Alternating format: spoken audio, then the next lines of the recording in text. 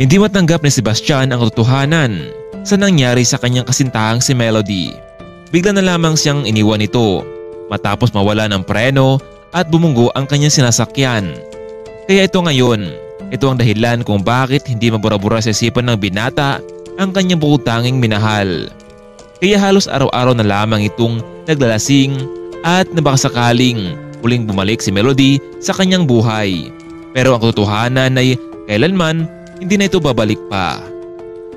Buwan ang lumipas, labis ang pag-alala ng mga magulang ni Sebastian dahil nagkasakit na ito dahil sa sobrang depresyon. Kaya naman naisipan ng mga magulang ng binata na kailangan nila isang mag-alaga sa kanilang nag-isang anak.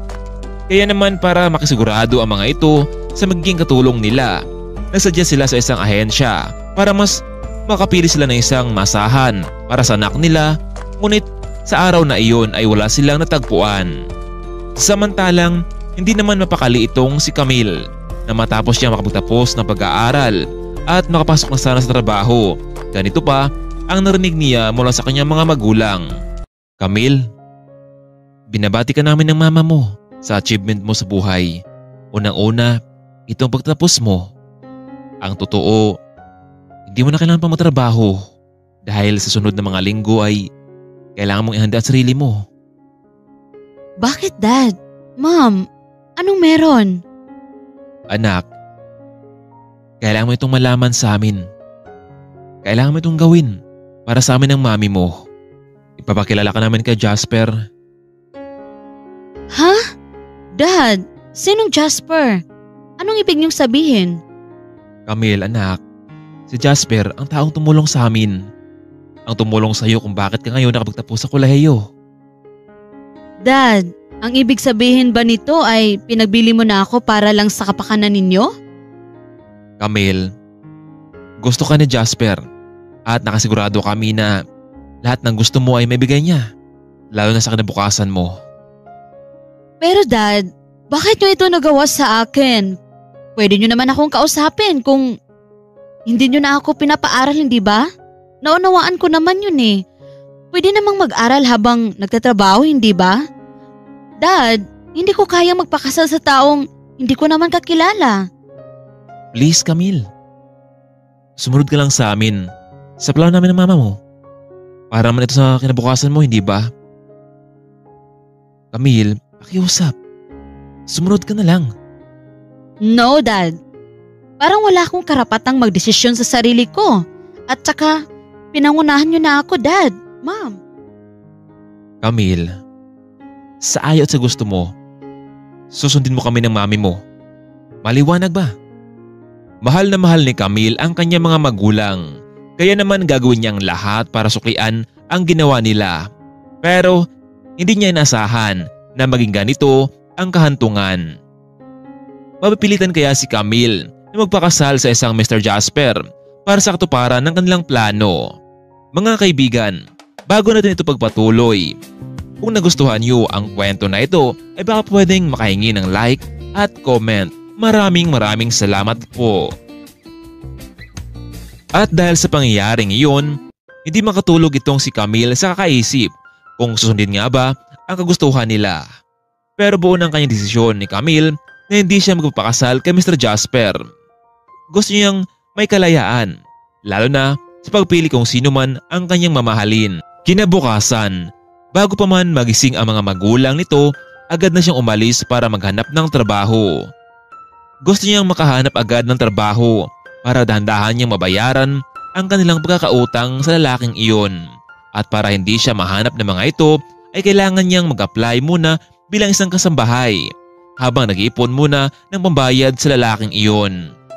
Galit na galit ngunit walang nagawa itong si Mr. Jasper kundi hanapin si Camille nang sa gayon ay matuloy na ang kanilang kasal na pinaghandaan niya noon. Nagtungo naman itong si Camille sa isang ahensya para magbakasakaling makahanap ng trabaho. At sa araw ding iyon, hindi nga siya nawalan ng pag-asa na tanggap siya bilang isang kasambahay. Hindi naman makapaniwala ang staff ng agency dahil sa ganda ni Camille ay mapunta lamang ito sa pagiging kasambahay. Pero wala silang nagawa kundi tanggapin na lamang siya. Tumawag ang ahensya sa mga magulang ni Sebastian na may nag-apply na bilang kasambahay.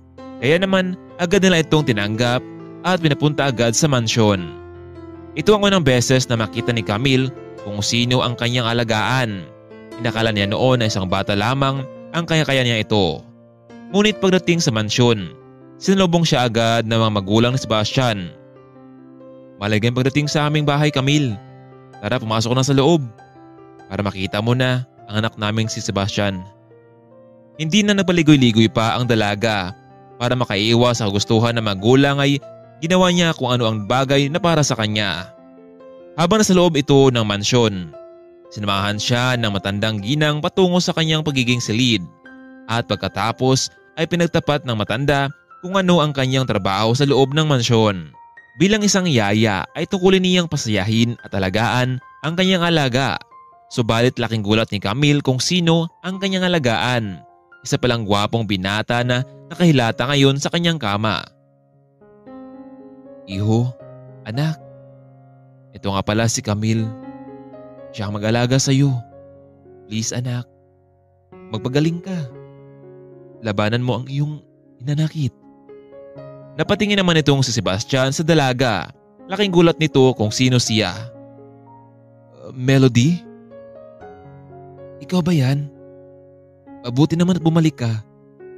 Sabi ko na nga ba at hindi mo ako iwan. Bigla na lamang siyang napayakap sa dalaga. Excuse me sir, hindi po ako si Melody. Ako po si Camille, ang magiging yaya mo. Iho, hindi siya si Melody. Nagkakamali ka anak. No ma'am. Siya talaga si Melody. Alam ko yun kasi naging kami. Hindi tuloy malaman ni Camille kung maniniwala siya na sinabi ng lalaki sa kanya. Ang saya ko Melody dahil you're back. Please, don't leave me again. Melody, mahal na mahal kita. Sabay yakap sa dalaga. Matapos ng tagpong iyon, ang dating malungkot na binata ay parang bumalik na ang saya sa kanyang buhay mula na makita niya ang babae. Madam, paano po yun? Mukhang pinagkamalan yata ako ng kasintahan ni Sir Sebastian. Anong gagawin ko? Camille, alam mo, ngayon lang namin nakitang bumalik ang kasiyahan sa mukha ng aming anak. Pakiusap, pag-usapan natin to. Pwede bang magpanggap ka munang girlfriend ni Sebastian? Alam kong ma-realize ng anak ko na siya at ikaw ay magkaiba. Kaya sa ngayon, sakyan muna natin ang kagustuhan ng anak namin. Huwag kang mag-alala dahil tataasan namin ang perang ibabayad namin sa iyo. Hindi na lamang nakapagsalita pa si Camille. Ang totoo ay kailangan niya ngayon ng pera para sa kabayaran ng pagkakautang ng pamilya niya para kay Jasper. Mula noon ay tila bumalik na nga ang saya sa buhay ni Sebastian na makita niya na rito muli ang kanyang kasintahan. Araw-araw silang namamasyal para matugunan niya ang kanyang kakulangan sa nobya. Sabik na sabik ang binata sa muli nilang pagkikita. Samantalang, ito namang si Camille, hindi nito inasahan na mahulog ang kanyang loob sa binata. Ganun pa man, dahil sa kanyang ginawa ay nabayaran niya ang pagkakautang ng pamilya kay Mr. Jasper. At dahil doon, malaki ang pasalamat ng kanyang mga magulang sa kanya dahil hindi na rin sila ginugulo ng lalaking iyon. Samantalang, kalaunan naman na-realize talaga ni Sebastian ang babaeng iyon na kasama niya ngayon ay hindi talaga ito ang kanyang tunay na nobya. Ngunit dahil na rin sa pangyayaring iyon, nagkaroon na rin siya ng pagtingin para kay Camille at iyon ang malaking pagbabago para sa kanya. Masaya ang mga magulang ni Sebastian dahil natanggap na nito ang katotohanan. Pinatapat naman ni Sebastian sa kanyang mga magulang na may gusto ito kay Camille. Noong una, halos hindi matanggap ng parents nito na naging desisyon ni Sebastian. Ngunit kalaunan, pumayag na rin ang mga ito. Sa buhay ng tao, masakit isipin na may mawawala lalo na kung ang taong ito ay mahalaga sa iyo. Pero hindi rin natin masabi na may darating din. Hanggang dito na lamang muna kaibigan. Muli po, labis ako nagpapasalamat sa wala niyong sawang pagsuporta sa aking munting channel. Maraming salamat po.